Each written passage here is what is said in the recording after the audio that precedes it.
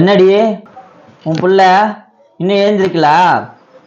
என்னதான் உத்தியாசம் வந்து ஒரு நல்ல நாள் அதுமா கூட ஏஞ்சிக்க மாட்டானாவன். அவனை வச்சு என்னதான் பண்றதோ. ஏங்க காலையிலே திட்டுறீங்க?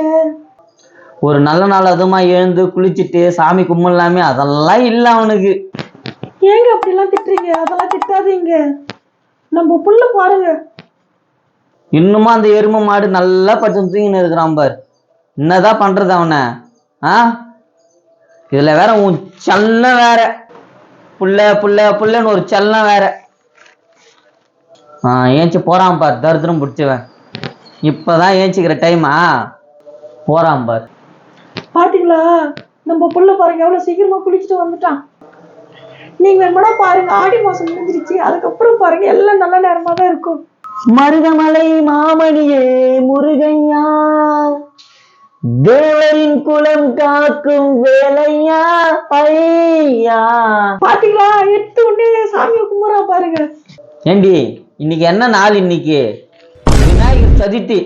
அவன் என்ன பண்றான் பாரு. விநாயகர் சதுர்த்திக்கு என்ன பாட்டு பாடுவாங்க? தைப்பூசமா இன்னைக்கு?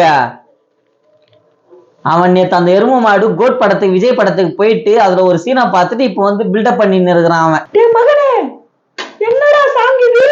ஐயோ ஐயோ அம்மா, எனக்கும் தெரியும் விநாயகர் சதுர்த்தின்றது. அதாவது ஒரு மாம்பழத்தால் தானே விநாயகரும் முருகரும் பிரிஞ்சாங்க. அந்த மாதிரி பிரிய கூடாதுன்றதுனால ரெண்டு பேரும் ஒண்ணுன்றதுனால நான் அப்படி கும்பிடுறேன். கடவுள் எல்லாருமே ஒண்ணுதான், நீங்க அதை புரிஞ்சுக்கவே மாட்டேன்றீங்க.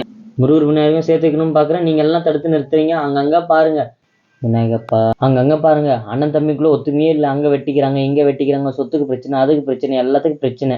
அப்பா முருகரப்பா, நீங்க ரெண்டு பேரும் ஒன்னா இருந்துதான் சேர்க்கணும்ப்பா இந்த மக்கள் எல்லாரையும். பொறாம குணத்தை தூக்கிடுப்பா எல்லாரும் மனசு. வேண்டுதல் எப்படி எல்லாம் நிறைவேற்றுவாருன்னு பாருங்க. விநாயகப்பா, ரெண்டு பேர் நீங்க ஒன்னா இருந்தா போதும்ப்பா, இந்த உலகம் ஒன்னா இருக்கும். தருதலை பிடிச்சவன் இவெல்லாம் திருந்தவே மாட்டான்.